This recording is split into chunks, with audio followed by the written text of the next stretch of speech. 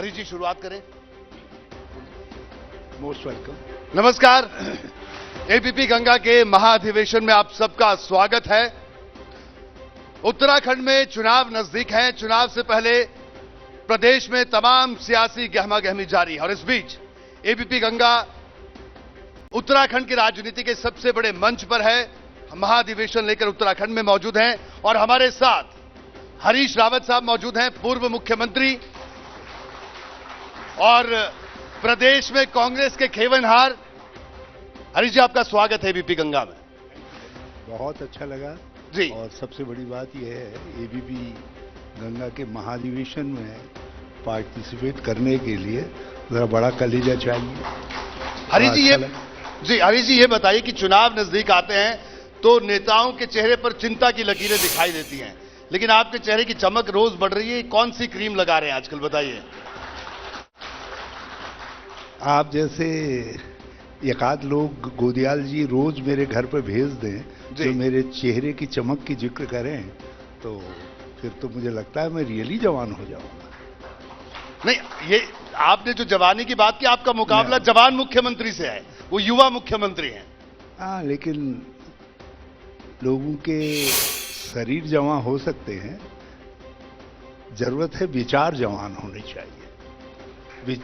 आवश्यकता इस बात की है कि आपकी समझ जो है वो जवान होनी चाहिए जी। और सबसे बड़ी बात यह है कि आपकी दृष्टि इतनी साफ होनी चाहिए कि वो जवान को भी देख सके और वृद्ध को भी देख सके, सबको समाहित करने का काम कर सके। लेकिन कई जवान ऐसे हैं जिनकी दृष्टि केवल खनन पर पड़ती है, जहां माल है वहीं पड़ती है। तो ये इस तरीके की जवानी से थोड़ा सा मुझे चिंता, मेरे माथे पर चिंता की लकीरें आ जाती हैं। लेकिन उसके बावजूद आप जैसे मित्र मिलते हैं कि मेरे चेहरे की चमक की बात कह करके मुझे उत्साहित करते हैं, उनको मैं धन्यवाद देता हूं। हरीश जी, जो आपने बात कही कि जी नजर तेज होनी चाहिए, आपने कहा, तो हरीश रावत की नजर बीजेपी के किन किन नेताओं पर है?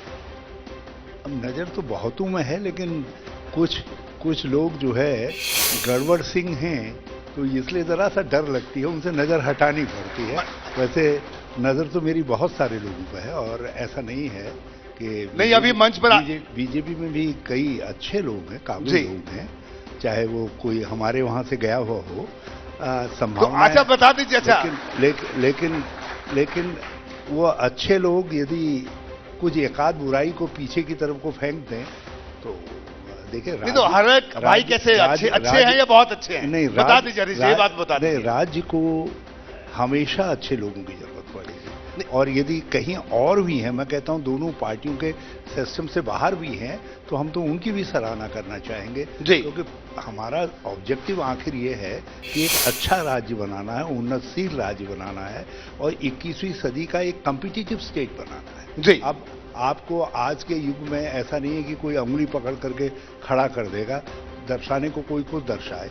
राज्य का मुख्यमंत्री ऐसा होना चाहिए जो राज्य को कॉम्पिटिटिव स्टेट के रूप में खड़ा करने का काम कर सके, ताकि राज्यों की बिरादरी में आज की तरक्की की होड़ में वो अपने राज्य को आगे ला करके खड़ा कर सके। जी।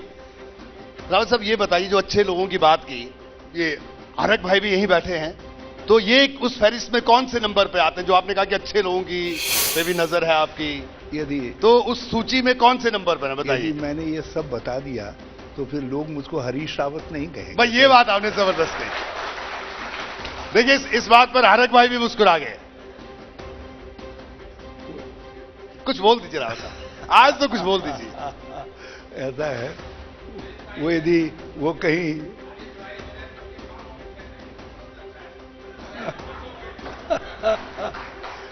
असल में अब देखिए, इनका कान में कहते हैं लेकिन ऐसे मंच पे नहीं कहते हैं, यही कह रहे हैं आरक भाई आप।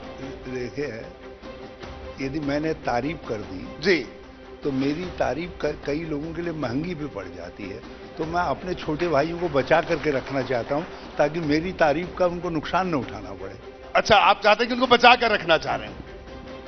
क्योंकि अभी जब उनके पांव उधर भी स्लिपरी हैं तो ऐसे में मैं नहीं चाहता कि फिसलें, क्योंकि राजनीति बड़ी फिसलन वाली धरती होती है, एक बार फिसल गए तो फिर पकड़ना, सहारा पकड़ना बड़ा कठिन हो जाता है। नहीं, अब ये बताइए, चलिए आपके तो सब छोटे भाई हैं, क्योंकि आप सबसे वरिष्ठ नेता हैं, सबसे वरिष्ठ युवा नेता आप हैं, ये भी कह सकते हैं क्योंकि आप तो युवा कहते हैं। तो ये बताइए, जो जितने छोटे भाई हैं, इनको कोई आपने कभी छोटे भाई तो नाराज हो जाते हैं, रूठ जाते हैं, कोई मनाने की कोशिश हुई? एक भाई को तो आप ले आए, बाकियों को आपने छोड़ दिया। आप जरा दिल से सिफारिश कर दीजिए, एबीपी की बात तो हम मानते ही मानते हैं, ऐसा नहीं है जी। फिर आप तो एबीपी गंगा है और गंगा कुछ कहे तो कोई इनकार कर सकता है, लेकिन आप जरा दिल से सिफारिश कर दीजिए। जी हरीश रावत साहब, जो मैं इस बात को हम कर रहे थे अभी, जिसकी चर्चा हम कर रहे थे कि कांग्रेस के नेता, और लगातार ये चर्चाएं उत्तराखंड की सियासत में आती है कि जो पुराने नेता चले गए, देखिए इस बात में कोई शक नहीं है, हरक सिंह रावत साहब भी यहां बैठे हैं और भी जितने साथी के, सब जनाधार वाले नेता थे और हैं, इस बात से कोई इनकार नहीं कर सकता। तो राजनीति में तो जिसे कहा जाए विनेबिलिटी देखी जाती है। आखिरकार जो आपने बात की कि उन्नत राज्य बनाना है, तभी बना पाएंगे जब हरीश रावत मुख्यमंत्री बनेंगे। देखिए हम तो ये चाहेंगे, लेकिन मुख्यमंत्री बनने के लिए विधायक चाहिए, और विधायक अगर चाहिए तो छोटे भाई भी चाहिए। हाँ, राज्य बढ़ाने के लिए अच्छे लोग चाहिए, चाहत भी होती है अच्छे लोगों की, लेकिन एक चाहत इस बात की भी रहती है कि हमारा छोटा राज्य है। जी, इस छोटे राज्य में जिस तरीके के संस्कार हम डाल देंगे, वो संस्कार लंबे समय तक राज्य को प्रभावित करने का काम करेंगे। जी 2016 में दुर्भाग्य से एक बड़े राजनीतिक संसदीय दल बदल का खेल हुआ है, और मेरा अपना मानना है उसकी कीमत आगे आने वाले 20 साल तक उत्तराखंड अदा करेगा। और मेरी चिंता ये है कि उत्तराखंड गोवा के रास्ते पर न चल पड़े, नॉर्थ ईस्ट के रास्ते पर न चल पड़े। एक बार उस रास्ते पे गए तो राज्य बनाने का जो मूल उद्देश्य है वो उद्देश्य समाप्त हो जाएगा। तो ये बड़े अरमानों से बनाया हुआ राज्य है, तो इस राज्य में हमको बीमारी का लक्षण जिसके साथ आ रहा हो, तो ये कोरोना जैसा लक्षण है, कुछ लक्षण कोरोना जैसे होते हैं, वो आ गया तो फिर घर में वो सभी को लग जाता है। तो मुझे ये लगता है कि हमारे कुछ साथियों ने कुछ ऐसे लक्षण उत्तराखंड के अंदर बीमारी के डाल दिए हैं, कहीं ऐसा ना हो कि पूरा राज्य जो है राजनीतिक अस्थिरता के कोरोना से ग्रसित हो जाए।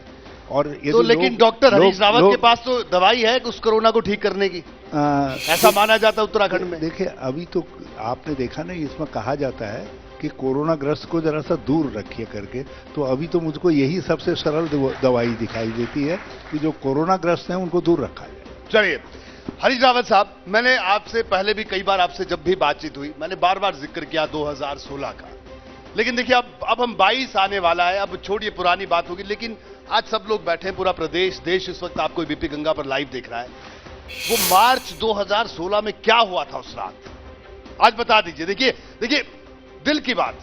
देखिए मेरे पास, मेरे हाथ में आपने माइक दे रखा है और मेरी बात टेलीकास्ट हो रही है जी, मैं उसका फायदा नहीं उठाना चाहता। नहीं, लेकिन जानना तो चाहते हैं हम। मैं इतना ही कहना चाहता हूं, जो कुछ हुआ वो दुर्भाग्यजनक था, और मेरे लिए नहीं। मैं तो मुख्यमंत्री बन गया, एक बार भूत सबको होना है, मैं भी भूत हो गया। कोई जल्दी होता है भूत, कोई बाद में भूत होता है, बल्कि मैं तो ऐसा भूत हूं जिसके लिए लोग अब भी कहते हैं हरीश रावत सबकी चाहत।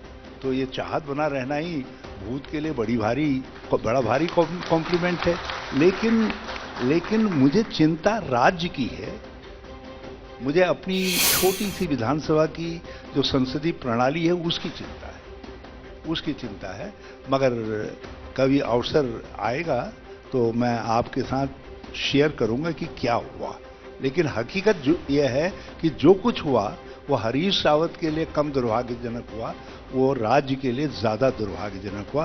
दोनों दृष्टिकोण से, राजनीतिक दृष्टिकोण से भी एक रोग लग गया, और विकास के दृष्टिकोण से जो है एक गति से चल रही थी एक गाड़ी, अचानक यदि उसमें ब्रेक लग जाता है तो उसको फिर से स्टार्ट करने, रीस्टार्ट करने, आगे बढ़ाने में टाइम लगता है। तो भाजपा एक मामले में सफल हुई, उन्होंने हमारी चलती गाड़ी को, जो हो सकता है आगे भी 5 साल चलती, उसको ब्रेक लगाने में सफल हो गए, उसमें जी। ब्रेक लगाने में सफल हो गए, लेकिन राज्य को नहीं मिला।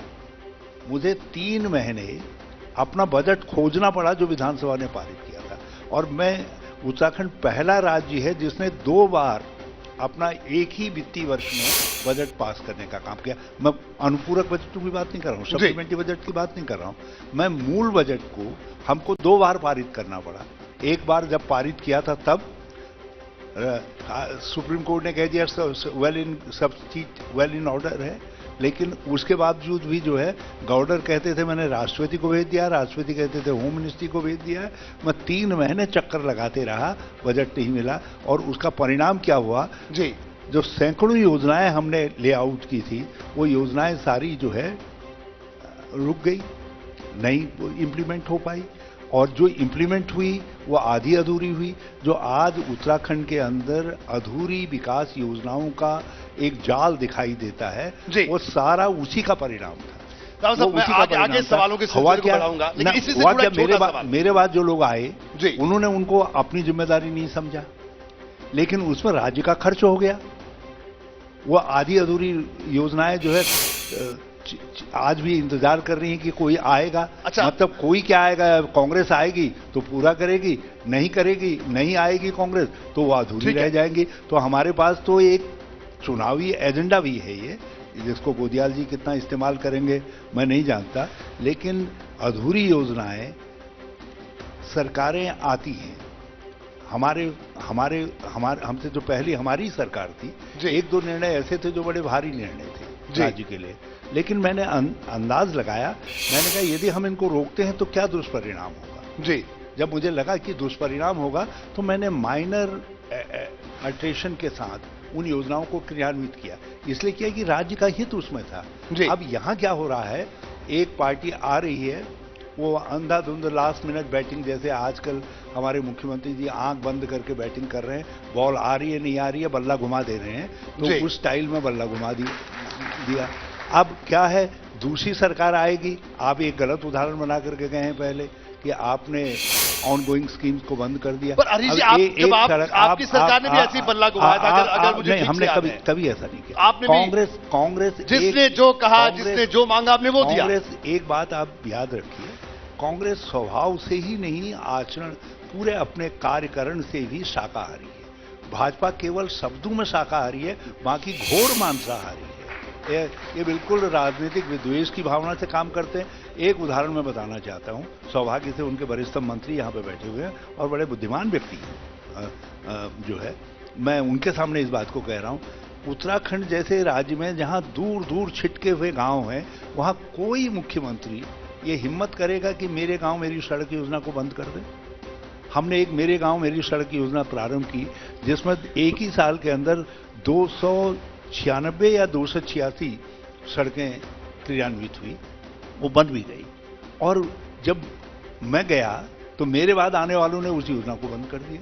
अब आप कल्पना कर सकते हैं कि ऐसा भी निर्णय लिया जा सकता है। उत्तराखंड जैसे राज्य में जिसमें आप पलायन को एड्रेस करना चाहते हैं, आप मडुआ, झुंगरा, कौड़ी, मोटे जो परंपरागत अनाज हैं, उनकी बोनस की स्कीम को बंद कर देंगे।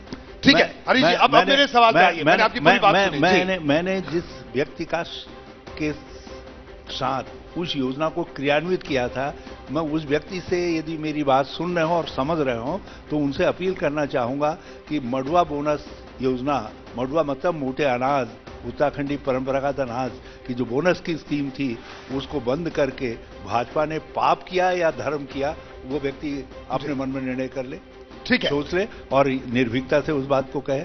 उसी तरीके से बहुत सारी हमने ऐसी योजनाएं प्रारंभ की जो योजनाएं गांवों के स्वरूप को बदलने की योजनाएं थी। आपका कहना है कि जो आपने अच्छी योजनाएं चलाई उनको बंद कर दिया मौजूदा सरकार ने, सीधे तौर पर ये कह रहे हैं। अच्छा राव साहब, ये बताइए कि मुख्यमंत्री का चेहरा उत्तराखंड में कांग्रेस की तरफ से कौन होगा? अभी तक आप मेरे चेहरे की तारीफ कर रहे थे, आप सवाल नहीं, तो अब ये मान लें कि आधिकारिक तौर पर मैं समझ रहा था कि, मैं सोच रहा था कि ये सवाल पूछेंगे तो आप मेरी सिफारिश कर, अब सुनिए, अब सुनिए। लेकिन बहरहाल अब बोलिए। बहरहाल मैं एक बात जानता हूं, पार्टी अपना निर्णय, अपनी परंपराएं होती है। कांग्रेस की अपनी परंपरा है और कांग्रेस भाजपा जैसी पार्टी नहीं है कि एक चीज ऊपर से कहीं से निर्णित हो, नागपुर से हो या दिल्ली से हो, नीचे तक रोल डाउन करे। कांग्रेस के अंदर सब लोग अपनी अपनी बात कहते हैं। मैंने भी एक सुझाव कांग्रेस को एडवांस किया। मैंने कहा भाई, एक स्ट्रेटेजी भाजपा ने अपनाई जब नरेंद्र मोदी जी, शिवराज सिंह जी, रमन सिंह जी, वसुंधरा आदि थी, तो इनको स्ट्रेंथन किया और इनको राज्य की बागडोर सौंपी। उनके फेस बना करके, क्लियर कट फेस थे, और उससे उन्होंने कांग्रेस के शासन को धीरे धीरे काटा। उन्होंने किनारे से मतलब आक्रमण किया, सीधे मध्य में केंद्र में आक्रमण नहीं किया। केंद्र में आक्रमण नहीं किया, उन्होंने हमको बाहर से कमजोर किया, राज्यों से कमजोर किया। मैंने कहा वही स्ट्रेटेजी हमको भी अपनानी चाहिए। हमको राज्यों में क्लियर कट एक चुनावी चेहरे के साथ जाना चाहिए ताकि राज्यों में हमारी लीडरशिप अपने पांवों पर खड़ी हो सके और वो लीडरशिप सेंटर की लड़ाई जो मेन लड़ाई है, उस लड़ाई तो ये सुझाव माना आपका हाईकमान ने? नहीं माना, गेम चेंजर के रूप में काम करेगी। अभी तक नहीं माना। लेकिन पार्टी के अंदर बहस चली, कुछ लोगों ने हमारे आइडिया को इंडोर्स किया, कुछ लोगों ने नहीं किया। ठीक है, फिर देखिए आपने जो बात कही, आपने जो बात कही, मैंने तब भी उत्तराखंड के संदर्भ में नहीं कहा था, आज भी नहीं कहना चाहता हूं। लेकिन मुझे यहां एक बात का संतोष है कि पार्टी चेहरे की तलाश में रहे या पार्टी जो कुछ करे, और वो 2 खड़े करे, 3 खड़े करे, 6 खड़े करे, ये पार्टी के विवेक पर है। हम आपकी पार्टी का निर्णय है, उसको मानेंगे। लेकिन जहां तक हमारी बात है, लेकिन मुझको संतोष इस बात का है कि उत्तराखंड की जनता, यदि आप सर्वेक्षणों पर कुछ विश्वास करें तो उत्तराखंड की जनता आज भी क्लियर कह रही है कि मेरे पुराने चेहरे में आप ही को नूर नजर नहीं आ रहा है, लोगों को भी नूर नजर आ रहा है। देखिए हमारा भी सर्वे आपने देखा होगा, एबीपी गंगा सी वोटर का सर्वे, उसमें भी मुख्यमंत्री के चेहरे के तौर पर हरीश रावत पहली पसंद उत्तराखंड में थे, अगर हमने आपके तमाम नेताओं की अगर बात करें। लेकिन मैंने सवाल रावत साहब इसलिए किया क्योंकि जो है इतना माया जाल फैला कर रखते हैं, बताइए खुद भी आप पहाड़ की सीधी साधी जनता, लोग परेशान है। हरीश रावत मुख्यमंत्री पद का चेहरा होंगे, हम भी ये मान रहे हैं, जान रहे हैं, सब लोग सोच रहे हैं। लेकिन फिर हरीश रावत बोल देंगे इस प्रदेश में एक दलित मुख्यमंत्री होना चाहिए। तो ये रावत साहब कौन सी गुगली फेंकते हैं, आप बता दीजिए, ये कहानी क्या है? बता दीजिए रावत साहब। देखिए, जब आप जैसे और मेरा मुकाबला जो है खुट खेलने वाले ना, एक तो होते हैं लगा रहे हैं, शॉट लगा रहे हैं। कभी कभी राजनीति में आपको जो है, जो खुट खेलने वाले होते हैं, उनके लिए भी बॉलिंग करनी पड़ती है। तो ये बॉलिंग मैंने इस तरीके के बैट्समैन के लिए की है जो खुट खेलते हैं, तो उनके लिए कभी कभी ऐसी स्पिन डालनी पड़ती है जो बड़ी ऑर्थोडॉक्स न होकर के अनऑर्थोडॉक्स बॉलिंग करनी पड़ती है। देखिए, स्थिति यह है, हम जो आज का समाज में बदलाव आ रहा है, उस बदलाव को हमको एक्नॉलेज करना पड़ेगा। और हमने पंजाब के अंदर, पंजाब ट्रेडिशनली एक और स्टेट से हट कर है। वहाँ मैं फ्यूडल शब्द तो इस्तेमाल नहीं करूंगा, मगर वहाँ की टोटल जो साइकोलॉजी है वो जिस तरीके की है, उसमें कोई कल्पना नहीं कर सकता था कि दलित मुख्यमंत्री होना चाहिए। और हम दलित मुख्यमंत्री लाए, और आज वो दलित मुख्यमंत्री गेम चेंजर सिद्ध होने जा रहा है पंजाब के अंदर, जहां लोगों ने, आपके सर्वे ने भी, दूसरों ने भी हमको बिल्कुल रूल आउट कर दिया था, कांग्रेस इज नोवेयर, तो रूल चेंजर हुआ। और कल मैं वैसे कह रहा हूं, यदि कांग्रेस को ये महसूस होता है, कांग्रेस इस कंक्लूजन पर पहुंचती है कि हमारे पास एक अच्छा दलित फेस है और हम उसके साथ चुनाव जीत सकते हैं, तो मकसद तो संसदीय लोकतंत्र में चुनाव जीतना है। क्योंकि जब चुनाव जीतेगी पार्टी, तभी तो आप जन कल्याण कर पाएंगे, अपने एजेंडे को आगे बढ़ा पाएंगे। तो हम तो कांग्रेस जीते, उसके लिए हरीश रावत किसी भी सैक्रिफाइस के लिए तैयार है। देखिए, हरीश रावत साहब की शख्सियत की खासियत यही है आपकी कि आपको जो जवाब देना है वही देना है। तो हम जो जानना चाह रहे थे आपने नहीं बताया। चलिए एक और बात बता दीजिए, इस बार कहां से चुनाव लड़ेंगे, ये बता दीजिए, कुछ तो बता दीजिए रावत साहब। यदि किसी ने आपसे सवाल कहा हो, कोई राजनीतिक व्यक्ति कहे, और तो उनसे कह दीजिए यार हरीश रावत की निगाह तो तुम्हारी कॉन्स्टिट्यूंसी पर भी है जी, जब बचा करके रखना करके। तो मैं तो ये आजकल हमारे भाजपा के दोस्त जो है मीडिया में बयान देकर के कहते हैं कि हरीश रावत पहले बताएं कि हम हरीश रावत कहां से चुनाव लड़ेंगे, तो मैं उनसे कहना चाहता हूं और आपके माध्यम से, एबीपी के माध्यम से कहना चाहता हूं कि भाई अपनी कॉन्स्टिट्यूंसी को देखे रहना, कहीं वो वहीं से न लड़ पड़ो। हम तो मलंग बाबा हैं, जहां पार्टी कह देगी वही अपना त्रिशूल गाड़ करके जय जय शिव करके वही खड़े हो जाएंगे। जी देखिए, मैं 2002 में भी लड़ सकता था क्योंकि कोई दिक्कत नहीं थी, लेकिन संयोजन करना था पार्टी हित में, बल्कि मैं ही चुनाव नहीं लड़ा। मैंने 2-3 लोगों को, एक व्यक्ति को तो सेंट्रल इलेक्शन कमेटी ने क्लियर कर दिया था, उसको मैंने परसुएट किया कि तुम नहीं लड़ोगे, क्योंकि मेरे पास इलेक्शन मैनेजमेंट करने वाले लोग नहीं थे। तो हम गणेश गोदियाल जी से पूछेंगे, गणेश गोदियाल जी कहेंगे लड़ना है तो हम लड़ जाएंगे, और गणेश गोदियाल जी कहेंगे नहीं तो संयोजन करना है, कौन देखेगा, तो भैया सबका बस्ता वस्ता लेकर के सब जगह जाने का काम कौन करेगा, तो प्रचार का काम कौन करेगा, तो उस काम में लग जाएंगे। 2012 में हमारे 2 छोटे भाई थे, यशपाल आर्य जी, हरक सिंह जी, इन्होंने लास्ट में मुझको एक हेलीकॉप्टर पकड़ा दिया, तो मैं पगलाए घूमता रहा, सब कॉन्स्टिट्यूंसी में घूमता रहा, प्रचार करता रहा। तो इत्तेफाक ऐसा रहा कि 2002 में भी प्रचारक की भूमिका में रह गया, 2007 में भी रह गया, 2012 में भी रह गया, 2017 में भी रह गया। तो बहुत सारी खट्टी मीठी यादें प्रचार के साथ जुड़ी हैं। ये जो खट्टी मीठी यादें हो सकता है पार्टी के लिए प्रचार करना ही मेरे भाग्य में लिखा हो, तो इस बार भी प्रचार करेंगे। तो पार्टी का भला जिसमें होगा उसमें हरीश रावत का भला। हरीश रावत साहब, ये जो आपने खट्टी मीठी यादें आप कर रहे हैं, लेकिन बार बार आपको लगता है हरक भाई से बहुत ज्यादा प्रेम है, बार बार उनका नाम आप जरूर ले लेते हैं। अभी भी आपने देखिए जिक्र किया, 2012 की याद ताजा की आपने, और फिर आपने उनका नाम फिर लिया। तो ये खास स्नेह है उनके लिए? हमने जब मैं मुख्यमंत्री बना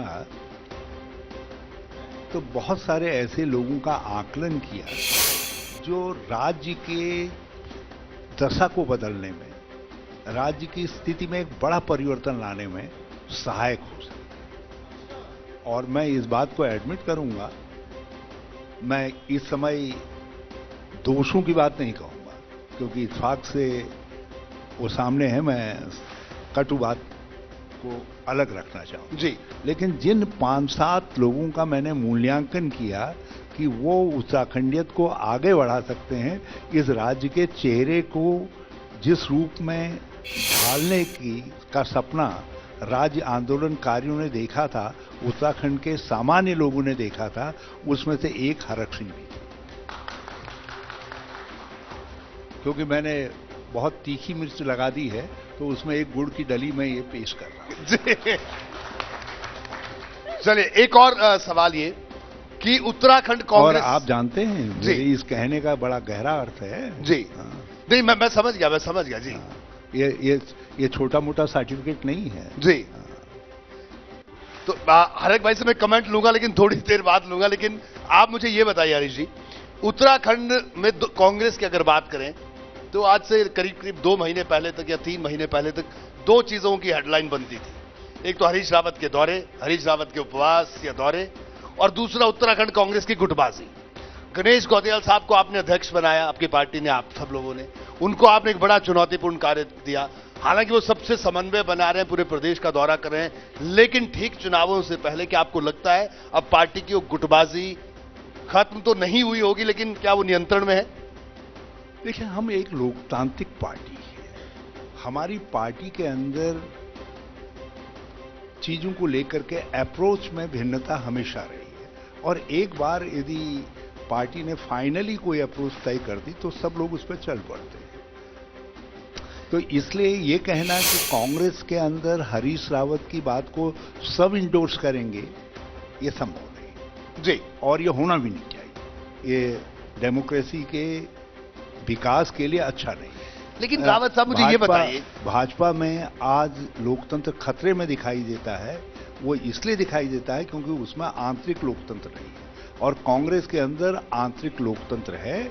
यहां बड़े से बड़ा आदमी भी कोई बात कह दे तो उसके विपरीत आइडिया को जो है स्थान मिलता है। अब उसको आप जैसे दोस्त हमारे खटर पटर के रूप में पेश करते हैं। हम ये कहते हैं इसी खटर पटर के साथ नेहरू और पटेल भी रहे, इसी खट्टर पट्टर के साथ नेहरू और सुभाष भी रहे, ये राजनीति का हिस्सा है। नेहरू और गांधी भी रहे जी, इंदिरा गांधी जी के साथ। लेकिन बस मैं ये सवाल मेरा इसलिए था रावत साहब, मुझे ये बताइए कि जब नेता प्रतिपक्ष का चुनाव करना था, आप बताइए 10 विधायकों में एक नेता को चुनने के लिए 10 दिन लगा दिए, और मतलब वो ये आंतरिक लोकतंत्र हुआ या आंतरिक कलह हुआ? यही तो हमारी खासियत है कि हम मंथन करते हैं।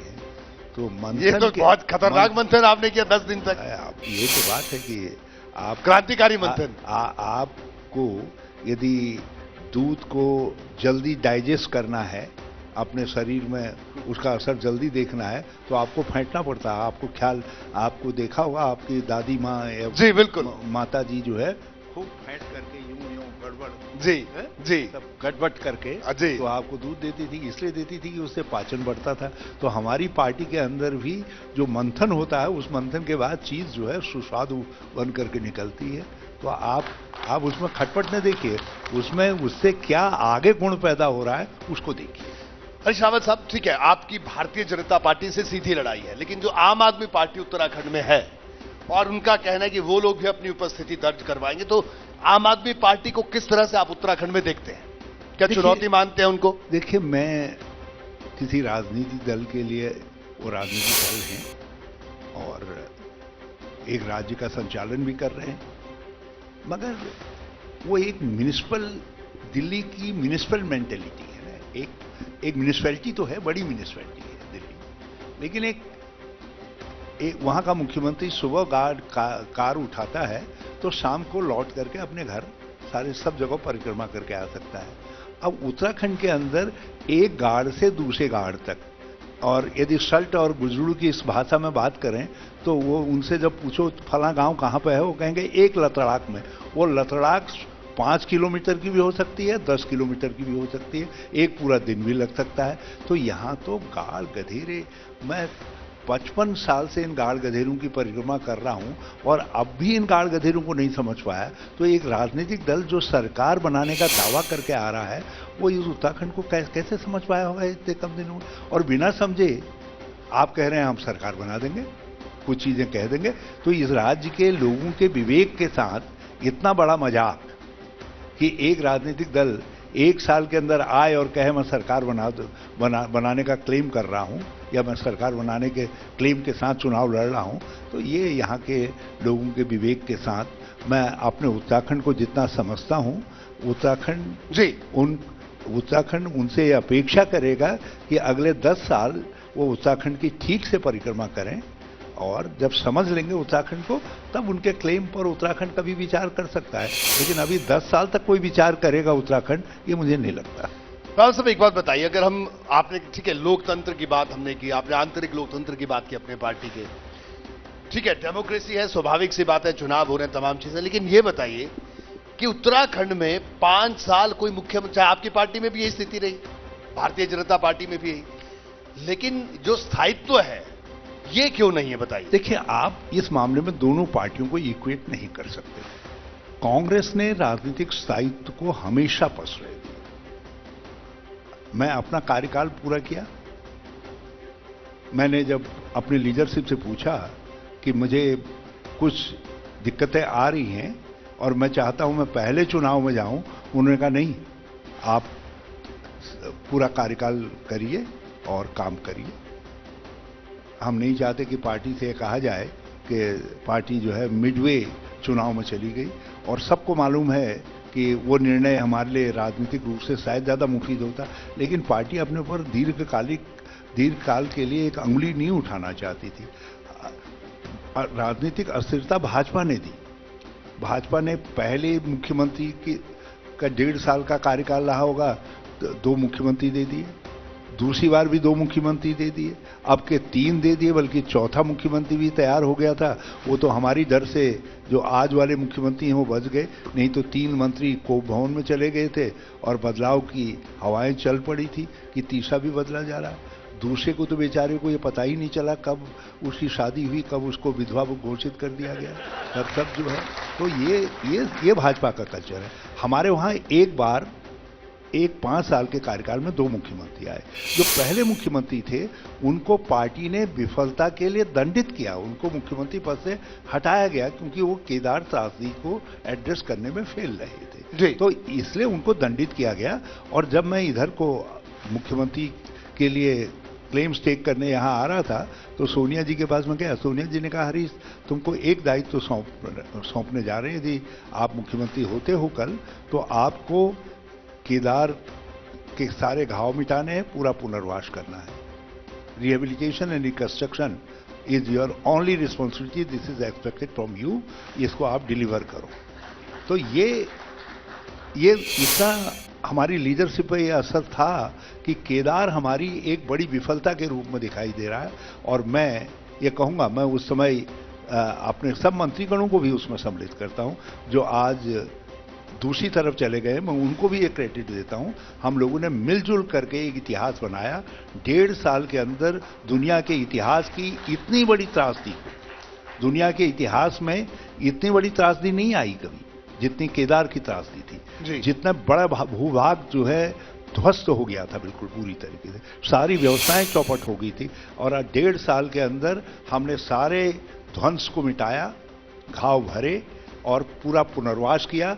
आज कोई व्यक्ति आपको पुरानी आपदाओं के शिकायतकर्ता मिल जाएंगे, हमारा मकान नहीं मिला, हमको पैसा नहीं मिला, लेकिन केदार का आपको एक व्यक्ति नहीं मिलेगा जो ये कहेगा कि साहब हमको हमारा क्लेम नहीं मिल पाया, हमको पुनर्वासित नहीं किया गया, हमारे साथ ज्यादती की गई। एक full prove reconstruction and rehabilitation plan हमने एग्जीक्यूट किया। और मुझे खुशी है कांग्रेस ने कभी उस बात को कहा नहीं, कांग्रेस का स्वभाव नहीं है। मैंने कहा ना कि ये शाकाहारी पार्टी है, तो इसने कभी क्लेम नहीं किया कि केदारनाथ जो हिंदुओं का सबसे बड़ा तीर्थ है उसके स्वरूप को, चेहरे को हमने बदला।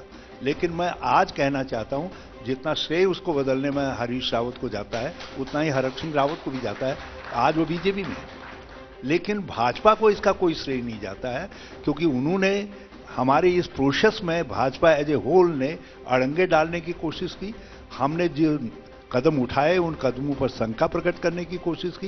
ये तो उत्तराखंड का डिटर्मिनेशन था और उस समय की हमारी सरकार की सूझबूझ थी जिससे एक लगभग असंभव काम संभव हो गया। जी, अब ये बताइए, आपकी इस बार के चुनाव में क्या सबसे बड़ा मुद्दा आपके पास होगा जिसको लेकर आप जनता के बीच में जा रहे हैं? ओहो, ये तो बने रहे मुद्दों की बारिश है। पहले तो 5 साल में 3 मुख्यमंत्री ही मुद्दा है। यदि डबल इंजन भी एक मुद्दा है क्योंकि मोदी जी ने स्वयं ही सिद्ध कर दिया है, यदि डबल इंजन सफल होता तो इंजन का मैकेनिक क्यों बदलना पड़ा आपको, क्यों उसको थ्रो आउट कर दिया, बीच में से हटा दिया, कान पकड़ करके हटा दिया। ये भी नहीं बताया लोगों को क्यों हटा दिया करके। दूसरे को भी हटा दिया, तीसरे को जो है लास्ट स्लॉग ओवर में जो है उसके हाथ पर बल्ला पकड़ा दिया, कहा आंख बंद करके बेटा चले जा। तो ये इस तरीके का जो व्यवहार उत्तराखंड के साथ हुआ है, क्या उत्तराखंड राज्य भाजपा से इस व्यवहार की अपेक्षा कर रहा था? यदि उत्तराखंड मेरी बात सुन रहा है तो कोई इस तरीके का व्यवहार करने वाला कोई राष्ट्रीय दल हो, आज तो हमारा विरोधी भाजपा है, यदि कांग्रेस भी कल इस तरीके का व्यवहार इस राज्य के साथ करे तो उसको ठुकराया जाना चाहिए क्योंकि ये राज्य एक बेहतर जजमेंट की अपेक्षा करता है। इस राज्य का मुख्यमंत्री पूरे स्थायित्व के साथ होना चाहिए और पूरी सूझबूझ और समझ वाला होना चाहिए। ऐसा थोड़ी है जिनको तुम 3-4 साल एक को घिसो, अरे 4 साल तो ये करते रहे, 4 साल बाद चेहरा बदल दिया आपने ये कहने के लिए कि सवाल का जवाब कैसे देंगे। फिर लगा कि इस कुछ नए के साथ भी कुछ सवाल खड़े हो रहे हैं तो उस चेहरे को बदल दिया।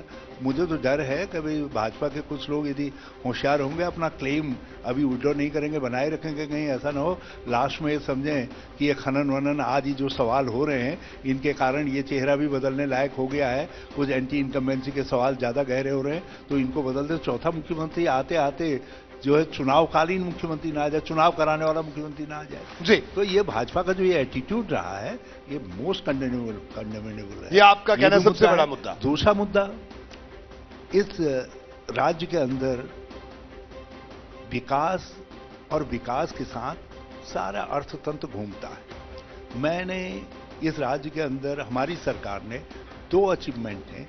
एक पहला अचीवमेंट है कि हमने पर कैपिटा इनकम को जो 73,000 थी मेरे मुख्यमंत्री बनते हुए, उसको 1,75,000 में लेकर के गए। एक बढ़िया ग्रोथ रेट हमने राज्य को दी 11.5% की। और हमने राजस्व वृद्धि दर में, हम जिस समय त्रिवेंद्र सिंह जी के हाथ में सत्ता आई, उस समय हम देश में कर्नाटक के बाद सबसे ज्यादा तेज वार्षिक राजस्व वृद्धि दर वाले राज्य थे। तो हमने जो हमारा फाइनेंशियल मैनेजमेंट था वो उत्तम था। और इसीलिए भाजपा के किसी, जितने हमारे साथ कांग्रेस में मंत्री थे या विधायक थे, उनसे कहिए, अपने बच्चों की कसम खा करके कह दें, कभी मेरे पास आए हो किसी विकास कार्य के लिए, हरीश रावत ने कहा हो पैसा नहीं है जी, ना कहा हो। और आज भी अपने अपने क्षेत्रों में यदि वो विकास पुरुष बने हुए हैं तो बिकॉज ऑफ वो हमारी सरकार के अंग थे। और वो विकास कार्य आज भी दिखाई दे रहे हैं उनके वहां, जो उनके ये 5 साल के विकास कार्य नहीं दिखाई दे रहे। तो ये एक इशू है विकास का, जो विकास ठप पड़ गया, डबल इंजन कुछ काम नहीं कर पाया। दूसरा बेरोजगारी।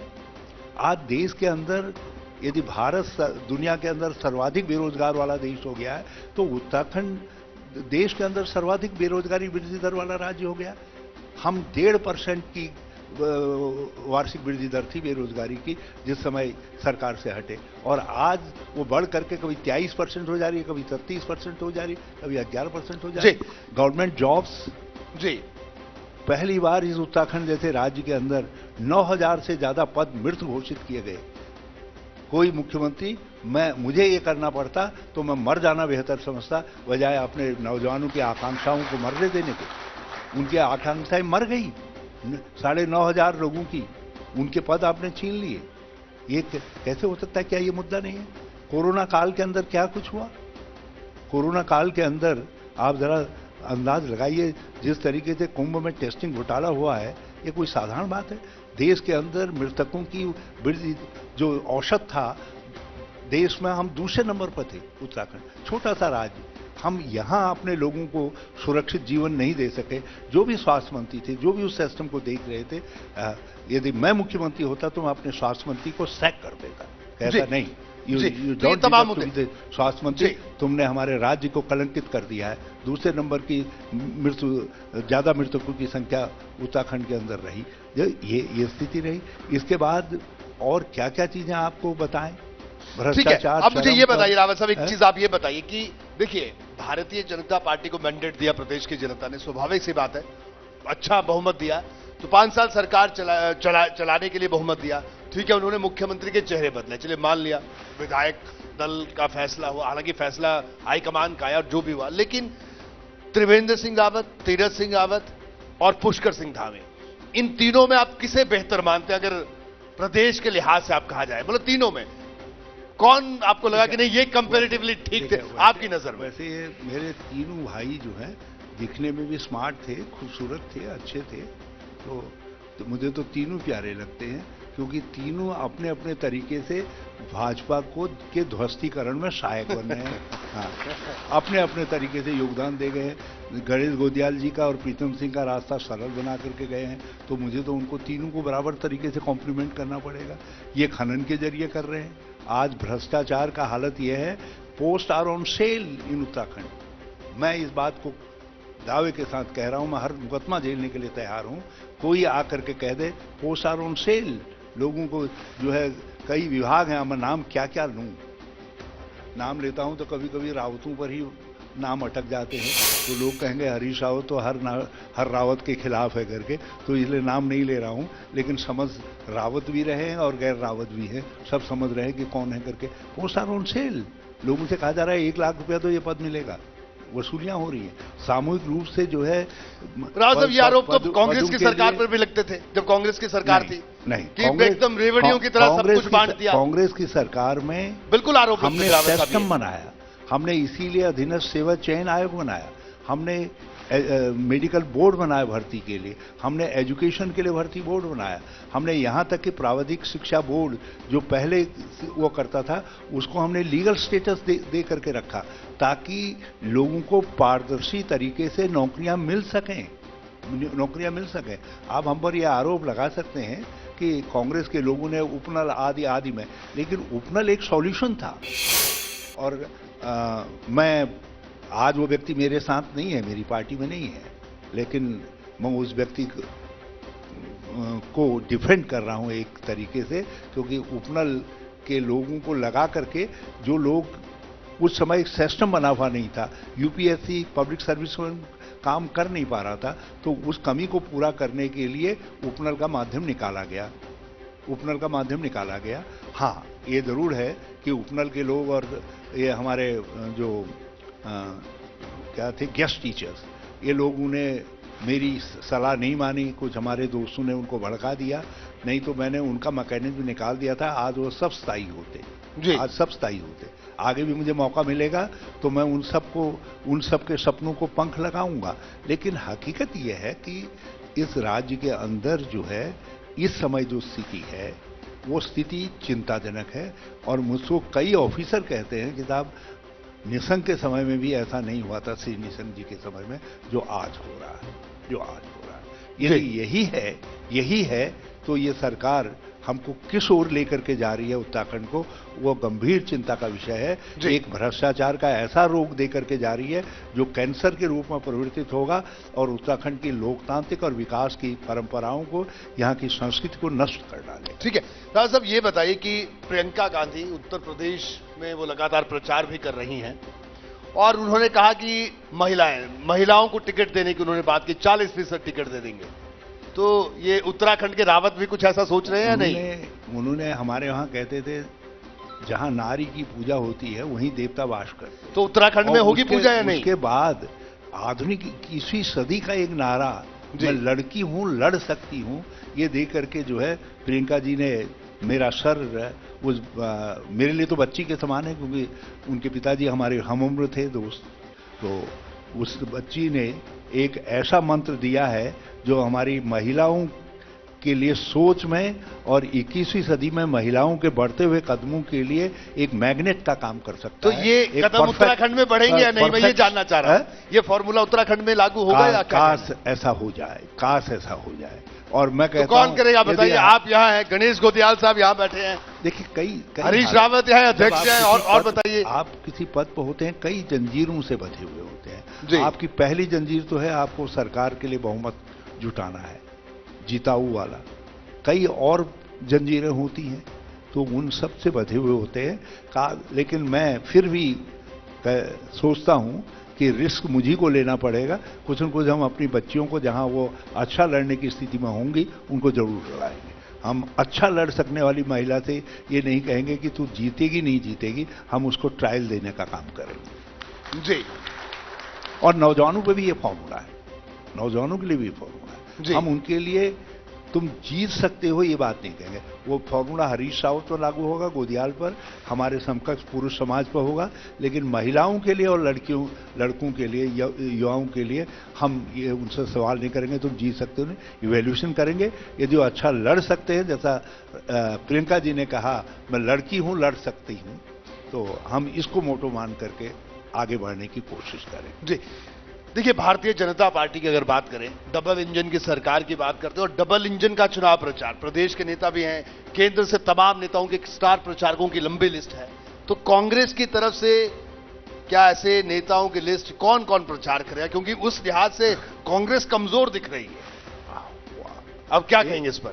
हम तो चाह रहे हैं कि इनके स्टार बार बार आए, ताकि लोगों को 1025 रुपए का गैस सिलेंडर सामने दिखाई दे। इनके स्टार जब आएंगे तो आम रसोई वाली महिला को, चाहे वो भाजपा की क्यों ना हो, उसको 1025 रुपए का गैस सिलेंडर दिखाई देगा।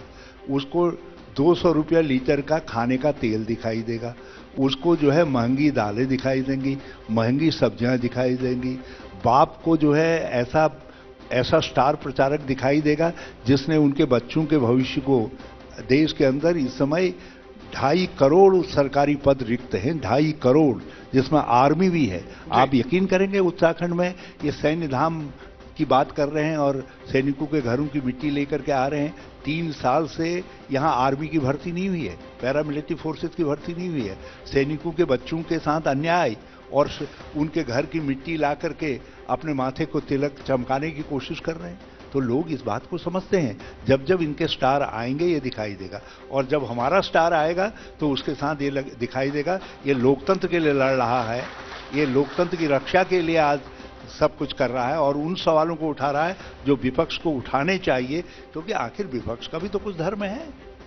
यदि विपक्ष धर्म को राहुल गांधी निभा रहे हैं तो वो अपने तरीके के स्टार है, तो भाई, और बाकी जो हमारा स्टार कर जाएगा, बाकी ट्विंकल ट्विंकल लिटिल स्टार, मैं और गोदियाल जी हैं, प्रीतम सिंह जी हैं, और कई छोटे छोटे स्टार हैं, यहीं पे कई स्टार है। तो ये टिंकल टिंकल स्टिल स्टार भी जो है, भाजपा ने जो अंधकार पैदा कर रखा है, राजनीतिक अंधकार उत्तराखंड में, उसमें जो है उजाला पैदा करेंगे। जुगनू भी अंधेरी रात में उजाला रास्ता दिखाते हैं, तो हम टिंकल टिंकल स्टार जो है उत्तराखंडियों को रास्ता दिखाएंगे, उनसे कहेंगे परिवर्तन लाओ, कांग्रेस को सत्ता में लाओ।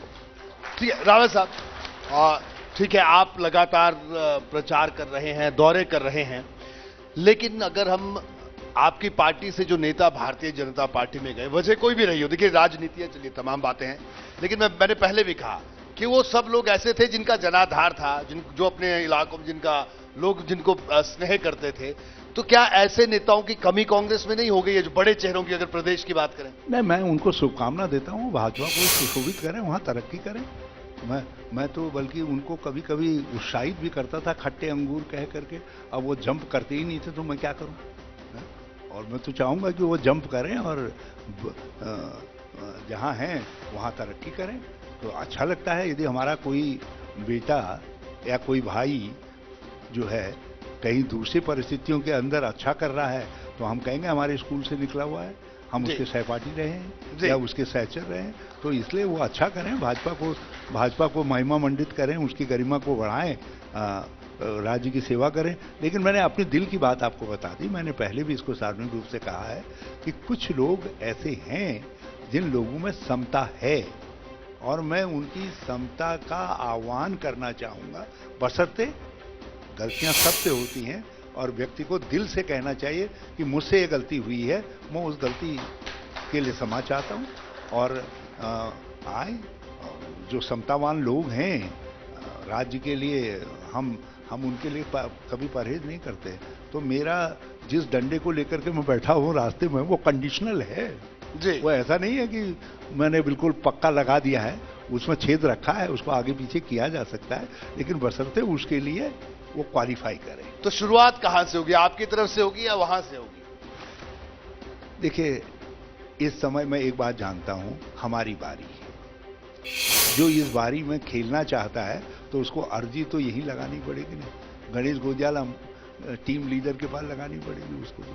हम तो जी, चलिए बस चर्चा के हम बिल्कुल आखिरी दौर में, कुछ आखिरी सवाल मैं आपसे जरूर करना चाहूंगा। आपने मुद्दों की बात की, आप बेरोजगारी को मुद्दा बनाएंगे, कोरोना काल की आपने बात की, तमाम चीजें की, लेकिन जो विकास की, डेवलपमेंट की बात करती है केंद्र सरकार की, केंद्र की बहुत सारी योजनाएं जो प्रदेश में इंप्लीमेंट हुई, चाहे राशन की बात हो, मुफ्त राशन की बात भी हो रही कि कोरोना काल में भी लोगों को मदद पहुंचाई गई। क्या आपको लगता है कि इन तमाम जो केंद्र की योजनाएं हैं उनको लोग नजरअंदाज कर पाएंगे? क्योंकि अगर हम जिन सर्वेज की बात करते हैं, मैं एक सर्वे का जिक्र करना चाहूंगा, जिस सर्वे में हरीश रावत मुख्यमंत्री पद की पहली पसंद आते हैं, उसी सर्वे में यह भी आता है कि उत्तराखंड में प्रधानमंत्री की लोकप्रियता जबरदस्त है। तो मेरा सवाल केंद्र की योजनाओं से है, क्योंकि जो आम लोगों को फायदा पहुंचा, तो आपको लगता है कि लोग आपकी बातों पर भरोसा करेंगे? कोई प्रधानमंत्री थोड़ी चुनाव लड़ रहे हैं, वो मुख्यमंत्री के रूप में यहाँ चुनाव लड़ रहे होते तो वो कुछ कहते तो लोग उस पर विचार करते। इसमें तो जो कुछ विचार होगा कांग्रेस के जो मुख्यमंत्री बनने लायक और मंत्री बनने लायक हैं उनके बीच में, और जो भाजपा के हैं उनके बीच में होगा। अच्छा, भारतीय जनता पार्टी एक सवाल करती है इसमें प्रधानमंत्री को कहां से आ जाते हैं? और हमने तो वैसे भी कहा है कि भाजपा उत्तराखंड में तेरी खैर नहीं, किसी और से हमारा बैर नहीं, हम कोई जबरदस्ती किसी से थोड़ी लड़ने चाहते। वाह, देखेंगे तो आपने नया नारा दे दिया, यानी लेकिन एक चीज है, यानी उत्तराखंड भाजपा की खैर नहीं और मोदी जी से बैर नहीं। लेकिन ऐसे ही लोग हों जो प्रधानमंत्री जी को ऐसा सिखा दे रहे हैं। अब इस राज्य में नहीं, देश में कोई ऑल वेदर रोड नाम का प्रोजेक्ट है ही नहीं, ऑल वेदर रोड का। लेकिन उत्तराखंड में मुख्य प्रधानमंत्री से कहलवाया जा रहा है हमने तुमको ऑल वेदर रोड दी। केवल इसलिए कहलाया जा रहा है जो चार धाम यात्रा विकास, चार धाम यात्रा सुधार मार्ग प्रोजेक्ट है, वो प्रोजेक्ट कांग्रेस ने डीपीआर बनाई, वो डीपीआर मंजूर हुई और शिलान्यास लोकस्रोतन समारोह जिसमें प्रधानमंत्री पधारे उसकी अध्यक्षता मैंने की, तो वो कांग्रेस के खाते में। जो ऋषिकेश कर्णप्रयाग रेलवे लाइन है, उस रेलवे लाइन का शिलान्यास शुरुआत सोनिया जी ने करनी थी। ए के एंटनी रक्षा मंत्री के रूप में आए और भाजपा सरकार में जो आज मंत्री हैं वो मंत्री भी उस समारोह में सम्मिलित थे जिसमें जो है वो उसकी शुरुआत की गई और उस शुरुआत को नेशनल प्रोजेक्ट के रूप में डॉक्टर मनमोहन सिंह की सरकार ने स्वीकृत करवाया। बल्कि यदि भाजपा दोषी है तो दूसरा नेशनल प्रोजेक्ट जो हमारा टनकपुर बागेश्वर रेलवे लाइन का था उसको गड्डी करने की दोषी है। तो ये इस तरीके की घोषणाएं करवा रहे हैं। अब 82 प्रोजेक्ट हमने बनाया पूरा सब, और उसको प्रधानमंत्री जी के से कह दिया अपने नाम पर लिख दो। सहारनपुर डबल एक्सप्रेस वाला हमारे समय का प्रोजेक्ट है, सब कुछ हो गया, बना भी, ये जरा सा लिंक बनना है, उसकी वजह से उन्होंने अपने खाते में लिख दिया। तो यहाँ तो ये हो रहा है कि कांग्रेस के प्रोजेक्ट्स को अपने खाते में दर्शाने की घोषणाएं प्रधानमंत्री जी से करवाई जा रही है। देखो, प्रधानमंत्री देश के सामूहिक विश्वास का प्रतीक होता है जी, आस्था का प्रतीक होता है। उसके मुंह से निकला हुआ शब्द 100% वाक्य, हर वाक्य सही होना चाहिए। तो यहाँ तो मुख्यमंत्री प्रधानमंत्री जी से चुनावी वक्त को देख करके ऐसी घोषणाएं करवा दी जा रही हैं जिसका सर पैर कुछ है ही नहीं। चलिए, अब एक आखिर में प्रदेश के मुख्यमंत्री पुष्कर सिंह धामी के लिए क्या कहना चाहेंगे आप? चुनाव नजदीक है। देखो, छोटे भाई हैं, यदि सीखने की प्रोसेस ये एक आध दो गलत आदतें छोड़ दें और छोड़ी जा सकती हैं। ये खनन की आदत कोई उनके नाम पर लिखा थोड़ी है, इस आदत को छोड़ दें। और ये जो दो एक उनके अगल बगल ऐसे लोग घूम रहे हैं जो उनके नाम से बंटवारी कर रहे हैं, उन बंटवारों को कहें कि भाई तू छोड़ो, रोज गड़बड़ नहीं करते, उनको जरा कंट्रोल कर ले। तो मैं कहूँगा वो नौजवान के रूप में अच्छी लेकिन चुनौती तो आपको दे रहे हैं वो, अच्छी सीखने की प्रोसेस में। लेकिन मैं अब भी कह रहा हूँ, भाजपा में उनसे बेहतर लोग हैं जिनसे मुझको भी बेहतर उम्मीदें थी। यह अलग बात है कि वो अंत में मुझी को धक्का दे करके निकल गए, लेकिन मुझको उनसे बेहतर उम्मीदें थी। वो लोग आज भी भाजपा में हैं। जी, हरीश रावत साहब, बिल्कुल हमने आपसे तमाम सवालों के जवाब लिए। देखिए, हम आपसे बात कर रहे हैं, मैं आपसे इजाजत चाहूंगा, मैं कोई डिबेट नहीं करवाना चाहूंगा, लेकिन एक सवाल मैं एक शख्स से जरूर लेना चाहूंगा। हरक सिंह रावत साहब वहां बैठे, आपकी इजाजत के साथ शालीनता से सब लोग यहां बैठे, एक सवाल लूंगा उनसे सिर्फ, और फिर आपका धन्यवाद करूंगा। मैं खुद नीचे जा रहा हूं उनसे, लेकिन आपसे इजाजत लेके। देखिए, आपने तारीफ की तारीफ पर मैं कोई आपकी बहस नहीं करवाने वाला हूं। कह रहा हूं जी, जब आप एक सवाल कर रहे थे तो मुझे उत्तर देना लाजमी हो गया था। लेकिन कभी कभी देखिए, लोकतंत्र जो है, लोकतंत्र जिन बातों से चलता है उसमें सबसे बड़ा एलिमेंट है सहिष्णुता जी। और मैं नहीं चाहता जब हम आपस में एक दूसरे से नहीं, मैं सिर्फ ये कहना चाहूंगा कि वो आपको ऑल द बेस्ट कहेंगे या क्या कहेंगे, बस सिर्फ इतना उनसे जानना चाहूंगा। अरे भाई, क्या कहना आपका? हरीश रावत साहब ने आपकी बहुत तारीफ भी की, और देखिए, वो घुमा फिरा के बहुत सारी बातें कह जाते, वो कही भी उन्होंने। मैंने वही कहा कि मैं कोई डिबेट नहीं यहां करवा रहा हूं, लेकिन बिल्कुल चुनाव नजदीक है तो चुनौती दोनों तरफ से आ रही है, और दोस्ती का हाथ भी आगे बढ़ाया जा रहा है, इसलिए थोड़ा कंफ्यूजन बहुत है। राइट ऑफ रिप्लाई रिजर्व रहेगा। जी बिल्कुल बिल्कुल बिल्कुल बिल्कुल। नहीं, मैंने पहले भी कहा कि राजनीति अपनी जगह है और संबंध अपनी जगह। हमारा छोटा सा प्रदेश है, छोटी सी बगिया है, इसमें हम सब लोग मिलजुल कर रहेंगे। और चुनाव में जब अपनी डपली अपने राग, जब चुनाव का मंच आएगा तब अपनी बात करेंगे। अरे भाई, मिलजुल के मतलब अलग अलग पार्टियों में या कोई? नहीं, अब देखिए, मैं एक बात बताऊं, मैं जब कांग्रेस में था तब भी मेरे भाजपा के लोगों से बहुत अच्छे संबंध थे। अब मैं भाजपा में हूं तब भी मैं कोशिश करता हूं, कोई भी कांग्रेस का व्यक्ति मुझ पे आता है और मुझसे उसका कोई काम होता है तो मैं कोशिश करता हूं कि मंत्री के रूप में करता हूं।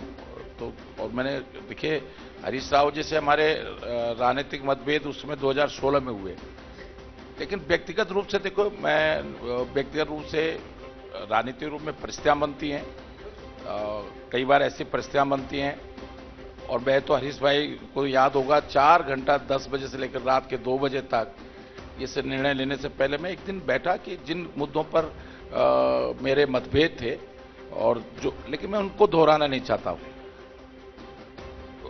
मैं तो वो सीनियर नेता है, मैं तो 1980 से उनको जानता हूं। जब वो एमपी थे, मैं गढ़वाल विश्वविद्यालय में छात्र राजनीति करता था, तब से उनको जानता हूं।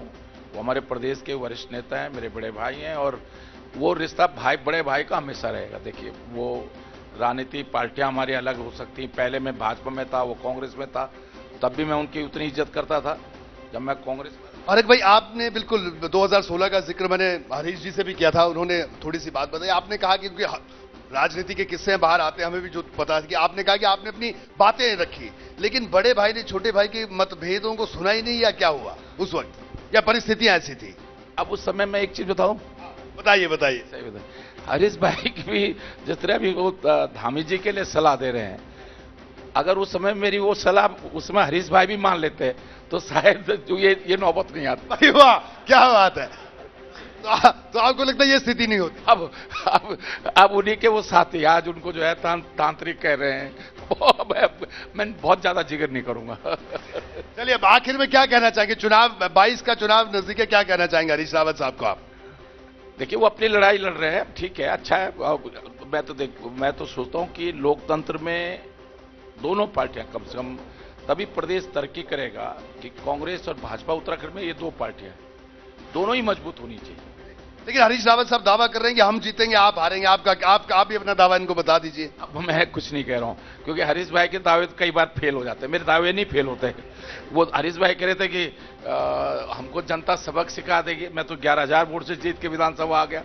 अब हरीश भाई जो है, मैं तो हरीश भाई को 2 विधानसभा से लड़ना ही नहीं चाहिए था, और धारचूला से लड़ते तो वो शायद उन पर विधानसभा मुख्यमंत्री रहते हुए विधानसभा चुनाव हारने का जो थोड़ा सा एक मैं सोचता हूं कि वरिष्ठ नेता पर जैसे खंडूर जी पे लगा, वो थोड़ा सा मुझे नहीं अच्छा लग रहा है।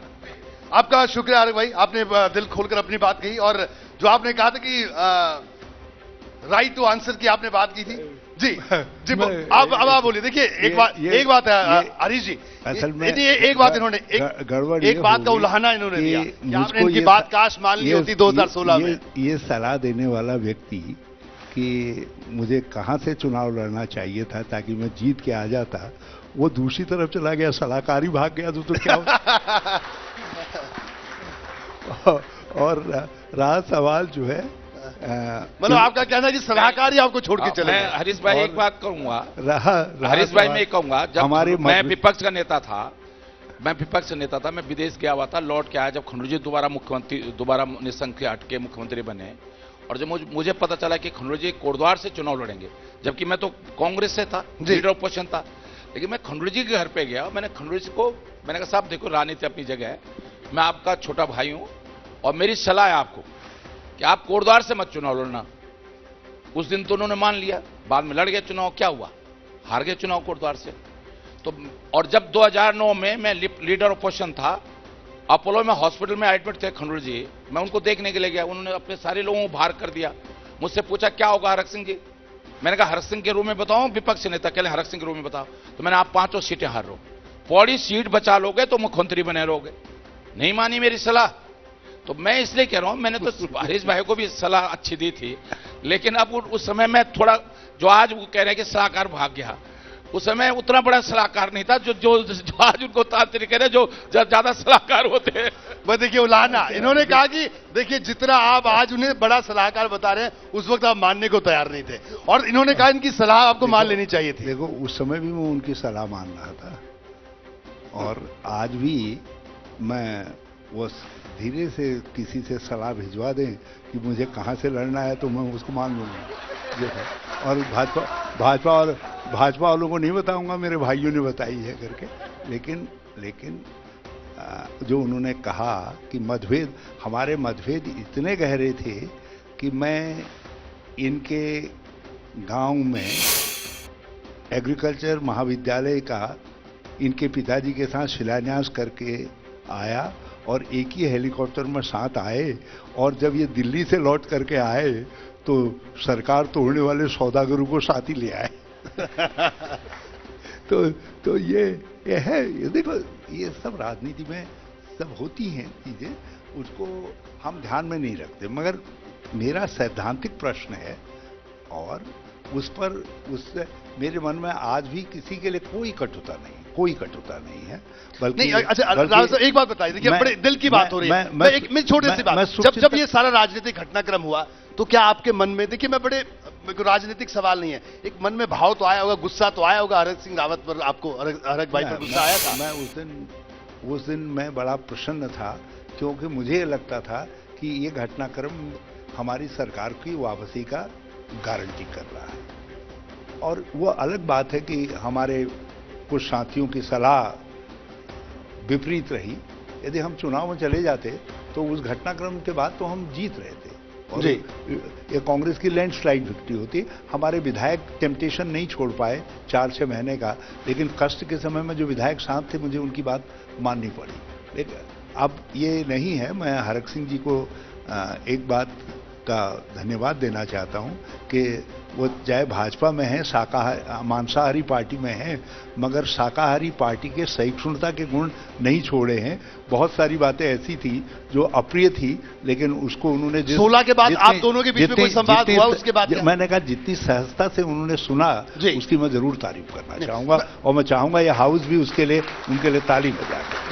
हरी जी, 16 के बाद आपकी इनसे कोई बातचीत हुई? ऐसे कभी कोई बातचीत नहीं, मैंने कभी, बल्कि सरकार गिरने के बाद जब पहली बार मंच पर शपथ ले रहे थे, नई सरकार शपथ ले रही थी, मैं बधाई देने के लिए गया और विजय बहुगुणा जी जो आर्किटेक्ट थे इस डिफेक्शन के, तो जो प्रिंसिपल डिफेक्टर थे जो है, उनसे मैंने हाथ मिलाया।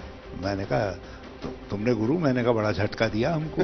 हाँ, तो मैंने बधाई दी उनको। जो है ये तो देखो, राजनीति में हम अपनी सौम्यता, शालीनता, अपने गुणों को क्यों छोड़ें जी। और हरक भाई को क्या कहा था आपने उस वक्त शपथ जब इन्होंने ली? तब कोई बात हुई थी इनसे उस वक्त? नहीं, इनसे हेलो हरकी, इनसे तो इनके तो मैं शादी के उनके निमंत्रणों में गया हूं उसके बाद, और बल्कि वैसे शायद मैं कुछ ही देर लगा था, क्योंकि इन्होंने झटका जरा जोर का दिया था, उसकी कशक थी बाकी, तो मैं 1-1.5 घंटा रहा है इनके वहां शादी में जो है जी। अब मैं गलत कह रहा हूं तो आप मेरे बेटे की शादी में लगभग 2 घंटे से तक रहे, क्योंकि बारात देर से पहुंचे तो भाई साहब इंतजार करते रहे। तो हरक भाई, कभी इन्होंने आपको कुछ कहा नहीं कि आओ आप लौट चले? कभी बोला हो ऐसे? बता दीजिए आज, देखिए दिल की बात हो रही है यहाँ, तो कभी कहा है इन्होंने? मैं ऐसी कोई बात नहीं हुई मेरी कभी इनसे। अच्छा, और एक बात, मैं एक चीज बता दूं आपको, मैं निर्णय खुद लेता हूं जी। मैं कभी किसी को कोई सलाह मानता नहीं। देते जरूर है सलाह, जो इन्होंने नहीं मानी थी। मैं तो मानता हूं। हरक भाई, मैं एक चीज बता दूं, मैं कई बार जो राजनीतिक निर्णय लेता हूं जी, वो मैं रात भर सोचता हूं। जिस दिन मैंने राहुल गांधी को मंच पे कहा मुझे आपका भाषण पसंद नहीं आया, पूरी रात भर सोचता रहा, सुबह नहाते हुए भी फिर सोचता रहा कि बोलूं नहीं बोलूं। मैंने कहा यार चमचागिरी तो सब लोग करेंगे, राहुल गांधी कहां याद करेगा। आज मैं मंच पे बोल ही दूंगा कि मुझे पसंद नहीं आया, और मैंने मंच से राहुल गांधी के सामने कह दिया। सारे कांग्रेसियों लग रहा था कि सांप सूंघ गया। चौधरी बीरेंद्र सिंह ने कहा तुमने क्या बोल दिया, और उस दिन से राहुल गांधी मुझे ज्यादा याद करने लगे कि वे ये आदमी ने कम से कम, हालांकि मैंने बाद में थोड़ा तारीफ भी कर दी जरा मास्टर माइंड के रूप में, पहले सच भी कह दिया और बाद में कह दिया कि नहीं। अब जो मैंने कल श्रीनगर में आपको सुना, विदेश नीति पर, देश की नीति पर, अर्थनीति पर, मुझे लगा कि अब आपका हाथों में भविष्य सुरक्षित है। तो मैं इसलिए कह रहा हूं कि मैं राजनीतिक रूप से हो चाहे कोई बड़ा निर्णय लेता हूं, उसमें अपने परिवार के लोगों से भी नहीं डिस्कस करता हूं। उनको भी जब मैं निर्णय ले लेता हूं, जब मैंने भाजपा छोड़ी थी, मैंने उस दिन मैं देहरादून में आया था, खंडू जी नामांकन कर रहे थे, मैं रात भर घंटाघर पीडब्ल्यूडी बंगले में मैंने अपने कुछ साथियों के साथ मंथन किया और सुबह भाजपा छोड़ने का निर्णय ले लिया।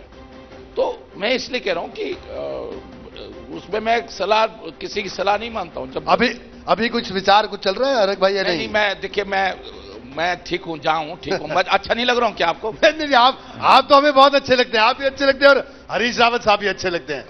तो रावत साहब, आखिर में अब क्या कहेंगे आप? किसी को कहा अभी तक आपने आप लौट चले या ठीक है सब अब अपने अपने रास्ते चलेंगे, क्या कहेंगे आप आखिर में? Final comment. जब तक उधर अंगूर का गुच्छा लटका है तो कैसे कहूं मैं तुम लौट चलो, और पता चला जो अंगूर का एक आध दाना कभी गिरने वाला है वो भी किसी और के पास चला जाए। तो हमारी तो शुभकामनाएं हैं कि उधर अंगूर का गुच्छा देख करके, चाहे ख्वाबों में ही हो, लेकिन उधर बने रहें, उस अंगूर के टपकने के इंतजार में बने रहें। और जिस दिन ये लगेगा कि नहीं, हमको जो गलतियां हमसे हुई, जो घाव हमसे लगे लोकतंत्र को, जो घाव हमसे कांग्रेस को लगे, उनको हम ही भरेंगे। जिस दिन वो स्वीकार कर लेंगे, उस दिन हरीश रावत का क्या है, मेरी तो देखो सत्यता यह है, पहले कुछ गर्दन टूटने से मामला गड़बड़ा गया था जी। जितनी रही सही कसर थी इस कोरोना ने, आप अंदाज लगा लीजिए कि 72-73 साल का कोई व्यक्ति तो अलग रहा, 70 साल का भी कोई व्यक्ति जो है आईसीयू में जाने के बाद लौट करके नहीं आया। मैं एक्सेप्शन हूं कि 19 दिन आईसीयू में रहने के बाद एक्सेप्शन तो आप हैं, तो देखिए इसमें कोई इनकार नहीं कर सकता। उसके बाद भी आपको मेरे चेहरे में चमक दिखाई दे रही है जी। तो ये भगवान की देन है, कुदरत ऊपर वाले की देन है। तो मेरे पास बहुत समय नहीं है, लेकिन राज्य के लिए जो मेरी सोच है, जो मेरी समझ है, जिस रूप में मैं अपने राज्य को देखना चाहता हूं, जैसा होने की हमारे राज्य के अंदर कुव्वत है, क्षमता है, उसके लिए मैं जरूर चिंतित हूं। और उसके लिए मैं चाहता हूं किसी भी राजनीतिक दल में हो, अच्छे लोग जुटें और आगे बढ़ें। मगर कभी कभी अच्छों के साथ कुछ अनिवार्य बुराइयां भी हो जाती हैं, उनको दूर करें। मैं धामी का पुष्कर धामी जी का प्रशंसक हो सकता हूं, अभी शायद हमारे बाद वही आ रहे हैं जी। आप उनसे कहें कि हरीश रावत बहुत मिर्च फूंक करके गया, तो उसके बजाय ये भी बता दीजिएगा, उन्होंने कहा कि उनमें कुछ अच्छाइयां भी हैं, लेकिन कुछ बुराइयां जो है उनको त्यागना पड़ेगा। इसलिए मैं खुल करके उन बुराइयों को कह रहा हूं जिसको कहने का बहुत सारे लोग सत्तारूढ़ दल से हिम्मत नहीं करते। जी, हरीश रावत साहब, आपका बहुत बहुत शुक्रिया एबीपी गंगा के इस अधिवेशन में आने के लिए। और आपने जो बार बार जिन अच्छे लोगों का जिक्र किया आपने पिछले 40 मिनट से, उन अच्छे लोगों का आपने नाम अभी तक नहीं बताया। चलिए ठीक है, किसी दिन ब्रेकिंग न्यूज में उन अच्छे लोगों का नाम हम बताएंगे लोगों को। अब ये ब्रेकिंग न्यूज आप कब देंगे? अगली बार हमको सत्ता में आने दीजिए, तब मैं बता दूंगा। आज जब मैंने कहा 2022 में सत्ता में आने के बाद जब उन अच्छे लोगों का नाम आप पूछेंगे तो मैं जरूर बता दूंगा। तो यानी एबीपी गंगा पर ब्रेकिंग न्यूज जरूर देखने को मिलेगी। Thank you. हाँ, आप जरूर, आप ही को देंगे। रावत साहब, मैं आखिर में ये भी जरूर कहना चाहूंगा कि आज का ये महाधिवेशन ऐतिहासिक रहा।